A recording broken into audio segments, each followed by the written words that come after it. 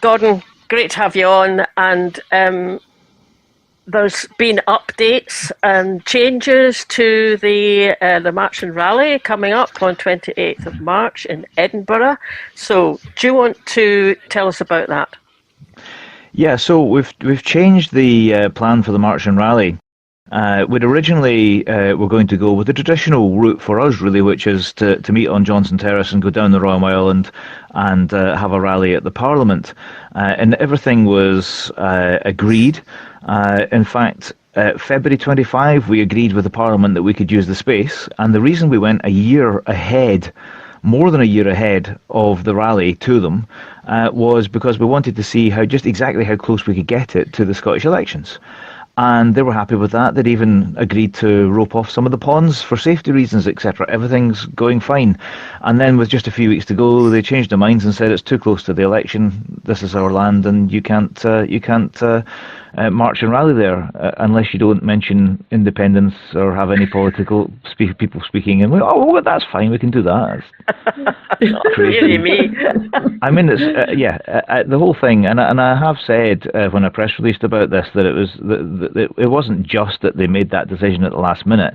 After the council had already licensed the march, and decided what roads were going to be closed, the police had agreed to everything. So there was in terms of officials involved in it, there's a dozen people who all just went round and went, what have they just done? We were working on this for months. In fact, we had it approved. I think it was in October or November or something like that. It was actually, licensed, and Parliament security were there in the meeting with them, and we're going, yeah, this is great, this is fine.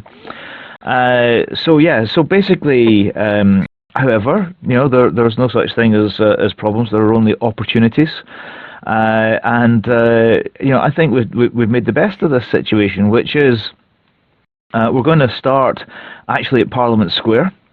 And we're going to march down the Royal Mile, but instead of going right to the Parliament, we're going left, up Abbey Hill and Abbey Mount to Regent Terrace, along Regent Terrace, and then up to Calton Hill. And there's benefits to this, and then there's downsides to this. The benefits are that this is an iconic venue, which is different to any. There'll be different photographs, different images, different vibe, etc.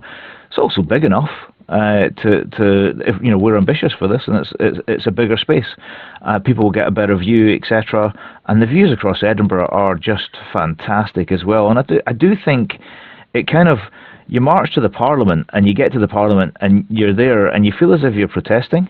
And what we want to do is march to Calton Hill and look at those views and say, isn't this just one of the most fabulous, most beautiful cities in the world? Shouldn't it be a true capital city? And I felt fired up when I went there to film a wee video last week. Now, the downside is that it's a wee bit tough to get up that hill. So we're going to have to take it slow. And we're going to we're arranging hardcore parking for disabled people. And we are also looking into hiring a bus, so that people who say, look, I'm just not going to walk up there, can just come along and we'll bus them up to the top. So we're doing everything we can. It wasn't our choice, but we're dealing with the accessibility of it. And also we've shortened the march a little bit by starting at the old Parliament Square, which again is an iconic start place as well. Yeah. And I remember, I think it was 2013, I marched from Parliament Square to Calton Hill, and that was right at the height of the sort of Yes family feeling, and that's what we're trying to get back again. Yeah. So I feel kind of nostalgic for that, although I do accept it's a wee bit steep, but it's not too bad. Right, so that's the new route, which is what you've just said. Actually, you just described exactly that, up Abbey Hill, along Regent Road and up to Calton Hill. But that thing you've just said is really important. This is not about the Parliament, what it can and can't do. This is about us as the people of Scotland in a landscape that we choose that's not to do with the Parliament. I like that. I'm suddenly more enthused about that location, especially now I know there's a bus if I get too tired. But the thing is, going up there and actually looking over the city, I actually used to just live quite near Calton Hill for a couple of years when I was at university. And I just stood there and I looked at the view and I thought, this is a great place to have it. And like you're saying, it just washes over you, and you go, you go, yeah, we're not going to a devolved parliament and going, we wish this had more powers. We're going to stand at the top of Calton Hill and we're going to go, we're taking our country back. We're going to become an independent nation, and this is how we feel about it. So I'm looking forward to it. I think it's going to be good, and we're going to do absolutely everything we can to overcome the accessibility issues, because it's important we do. We're passionate about making sure everybody who wants to attend can attend. But I will say, if you don't think you can make the Calton Hill walk, get a bus to the top, come and join us anyway, and let's have bring back that Yes Family feeling when people of all ages are there. Yeah, I think it's great, actually. I mean, I haven't been up there on a march, but I've been up a few times when I used to live in Edinburgh, and it's true. You look over the town. You've got the castle, you've got Arthur's Seat, Princes Street. It'll be a different set of photographs, won't it? Certainly will. Yeah. I'm one of these strange people. I live in Glasgow now, but I lived in Edinburgh for a long time. I went to university in Edinburgh, so I'm one of these strange people in Scotland that loves both cities equally. So I still do get a buzz. And it does sound like you've really, thought through as far as possible about helping people get up there. That's brilliant. Yeah. And we're open to more and more ideas. Anybody comes up with any ideas, that's great. We're meeting from 11:30 onwards at the Parliament Square or thereabouts on the High Street, and then the march will start at, we think, about 12 noon. Now, it's important not to start gathering in numbers before that, because there's a foot race setting off beforehand, and we don't want to sort of crowd them all out. But from 11:30 onwards, most people will turn up 1:45 or just before, etc. And the other thing as well is that people are welcome to join the march whenever they want. Go and meet outside the Parliament. As long as you don't actually have politicians on platforms, you can go and gather outside the Parliament and then join us down there, or join us at Regent Road, or join us at Calton Hill as well. So, it's a march and rally, and I think this rally is going to be a very important one as well. I think that it's important right now, and a pivotal moment, I think, for the Scottish Independence Campaign, because we're running into this Holyrood election, where for the last couple of years, there just hasn't been enough talk about independence. The independence movement hasn't been on the front foot. People have been feeling a bit scunnered. The leading political parties have had some issues. They fell out with one another. They've had other issues. We don't need to go into that, right? But this is about flipping it. It's about changing it. It's about getting back on the front foot. It's about giving a message that's loud and clear, saying that we're going to keep on campaigning until we win, and we are going to win. And that's a key message to put out before Holyrood. The other things that will actually make this a really special rally is that we've just announced, just before I've joined this, that the first speaker we've announced is the First Minister, John Swinney.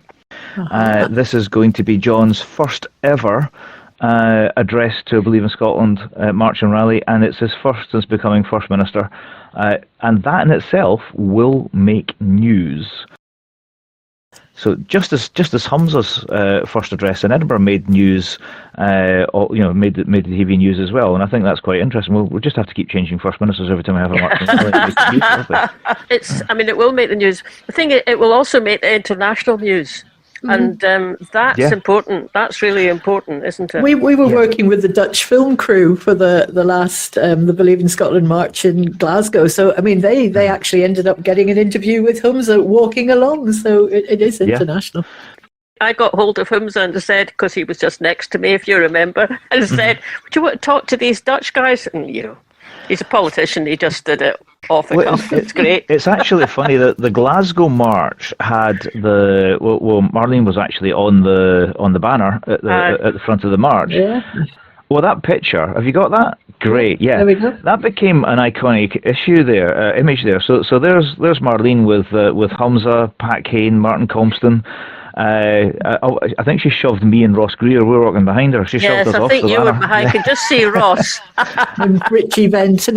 I'm just thinking, we've interviewed about 3 of the people on that list. There you go. Quite good. Yeah.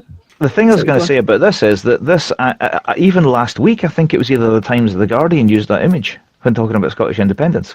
Mm-hmm. And one thing that we've always done is all of our marches have had TV coverage.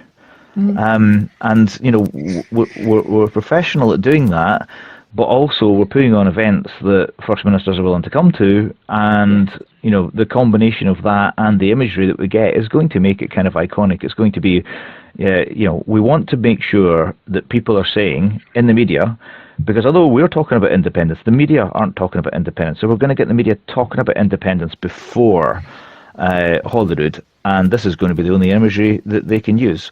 And so I think that's very good. The other thing about this, which is we haven't announced it as we're speaking, but we'll announce it before you put this out, and that is that the other speakers, other political speakers, are Gillian and Ross, the co-leaders of the Green Party. That's excellent. Will be speaking as well. So basically, the leadership of the two main parties of Scottish independence will be speaking at this march and rally. And I'm not supporting either party. I'm not saying, vote for this or whatever, or I support this party, etc. I'm not a member of any political party. But as far as I'm concerned, at this election, the independence movement needs a yes majority. Yes. That's it. We need it. So that's what we have to vote for, however that is structured. So I hope people are going to be very happy with who we've got. And we will say to anybody else who has a political party or a movement, come and join us. We will, bring a banner. We will give you a prominent position in the march, as we have done in the past. So we're totally open to that. Yeah, that's great. We're focused on delivering a yes majority in whatever way it's made up. And we have to say that's what we want. Anyway, you sound like you're definitely looking forward to this march and rally, Gordon, and I suspect you've been working away at it for a long time, so not long to go now. Oh, it's wonderful when you have everything planned a year in advance, and then all of a sudden you got to redo the routes at the last minute. No, we've lost a bit. We've genuinely lost as a team. We've lost a couple of weeks of work. On this, going to meeting after meeting, Zooms with roads and Zooms with police and all that sort of stuff, and it's been a bit of a pain. And we'd like to have been doing other things. We'd like to have been marketing it earlier, etc. But I do feel there's a bit of a buzz about this. Yeah, I'm warming to that new location all the time, and the more you're talking about the things you've put in place, I'm starting to think this is one of those happy accidents that's going to work out well. Yeah, and I did a wee video from the top of Calton Hill just a Tuesday or something. It's already had 30,000 views. Great. And we've got more people signed up in terms of notes of interest than we've ever had before. Now, I don't know how that, very few people sign up compared to who actually turn up. But if you've doubled your sign-ups, maybe it's going to come through to being a bigger event. But as always with us, it's about the family atmosphere, the Yes family atmosphere, getting that positivity and not complaining about one another, but getting back together and getting that positivity on the platform. And it's also about professionalism. It is quality over quantity, because the quantity that marches used to get just isn't happening anywhere anymore. No. And maybe we're not far away from that tipping point. Maybe we get a yes majority, maybe there's an SNP majority, maybe we can force a referendum, or if we don't, referendum's off the table. We now know what we've got to do. We now know it's a de facto. And at that point, we've got a date to aim for, just like we did in 2014. And then you've got potentially Plaid running Wales, the SNP stroke Greens in charge here, and you've got the Irish, the Northern Irish First Minister saying just the other week, it's time for a referendum on unity. Yeah. And at that point, I think the UK is finished. And that's the key thing that we've got to think. So we could be very close to that tipping point. We could be very close to actually needing to run a full-scale campaign. And believe in Scotland's ready, and I hope everybody else is ready. And if you are ready, get ready and come and join us on Saturday, March 28th. There we go. Well, we'll be there. And we'll be there. That's good. Brilliant. Thanks for listening, everybody. I hope you enjoyed that. If you want to make sure you're following us and subscribe to us, then you get notified every time we put something new out, so you don't miss anything. That would be great. Also, you can click the little bell if you're watching on YouTube. And sign up for our mailing list. You can do that from the website, and we always send one out at the beginning of each month to tell you what's happening. Last but not least, you can buy us a coffee on coffee.com.